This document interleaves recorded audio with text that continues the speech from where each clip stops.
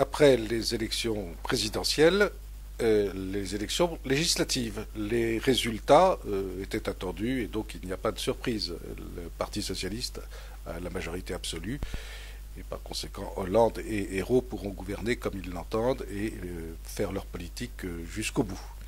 Et ils seront jugés sur cette politique. Revenons un instant sur ces législatives pour souligner à quel point les Français se sentent peu représentés par les partis. 43 voire 44% d'abstention. Alors on a beau dire que c'est du fait que les législatives suivent maintenant les présidentielles, cette explication est parfaitement insuffisante. En réalité, les Français récusent une représentation qui est purement partisane. Ils ne se retrouvent pas ni dans les querelles de partis, entre partis, ni dans les querelles internes des partis.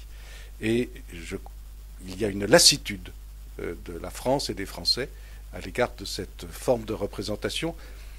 Et il convient de souligner, parce que ce n'est pas assez dit, à quel point cette représentation dans les pays latins, et particulièrement en France, est une représentation terriblement agressive, terriblement idéologique, et liée d'ailleurs à des idées qui datent du XVIIIe siècle et qui sont des idées très, très métaphysiques et qui n'ont rien à voir avec la réalité concrète que vivent les gens.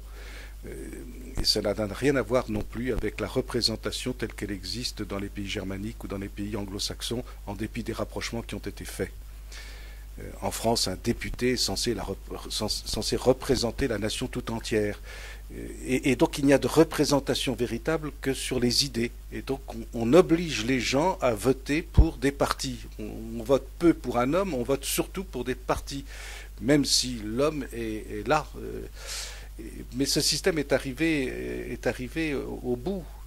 Et l'importance que prend le Front National à l'heure actuelle est aussi une manifestation, à sa manière, comme à gauche d'ailleurs, comme à l'extrême gauche, de ce dégoût des Français pour la représentation bipartisane qu'on prétend leur imposer.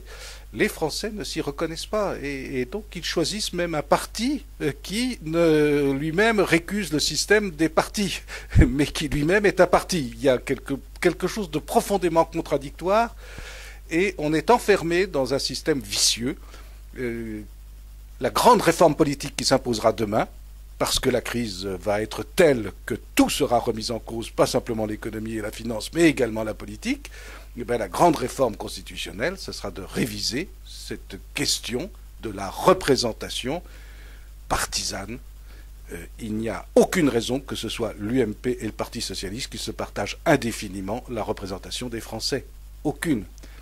Et on ne voit pas pourquoi les Français devraient s'attacher à la querelle interne entre M. Copé et M. Fillon, ou à gauche devraient s'intéresser au sort de Mme Royal, pour reprendre cet exemple, qui est un exemple tout à fait caractéristique. Tout à fait caractéristique. Madame Royal, au nom de la démocratie, prétendait s'implanter à La Rochelle. Et les Rochelais ne voulaient pas de Madame Royal parce que les Rochelais, qu'il soit de droite ou qu'il soit de gauche, cela n'a aucune importance. Je voulais avoir M. Falorni comme représentant de La Rochelle, qui soit de La Rochelle et qui soit lié à l'histoire et à la réalité rocheloise. Bon, et Madame Royal a prétendu s'imposer.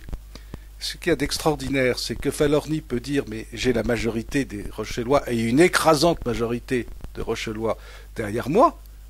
Et Madame Royal, au nom de la démocratie, intimait l'ordre à M. Falorni de se retirer. Alors, qu'est-ce que veut dire ce mot démocratie?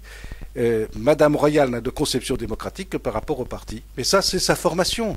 Madame Aubry, c'est la même chose. Mais François Hollande, c'est la même chose. Et on est dans une situation extrêmement grave. Imaginez simplement que le mieux élu des députés à l'heure actuelle ne représente qu'à peine un tiers de son corps électoral. Or, ils vont devoir, ces députés, affronter la situation la plus difficile qui se soit présentée à la France depuis l'après-guerre. La plus difficile. Et le gouvernement prétend prendre en considération les Français et la France. Mais non. Ce sont des partis, c'est un parti maintenant devenu majoritaire qui tient tout, qui va devoir affronter cette crise, et comme il n'arrivera pas à la surmonter, il imputera ses échecs à ses prédécesseurs, c'est-à-dire au parti qui l'a précédé au gouvernement. Peut-être, si la crise va jusqu'au bout, ce qui est à craindre, et que tout soit remis en cause, ce serait une manière de dire, eh bien, ils sont tous responsables. C'est pas simplement l'UMP, mais c'est le Parti socialiste. Vous prétendez représenter la France, vous prétendez diriger la France.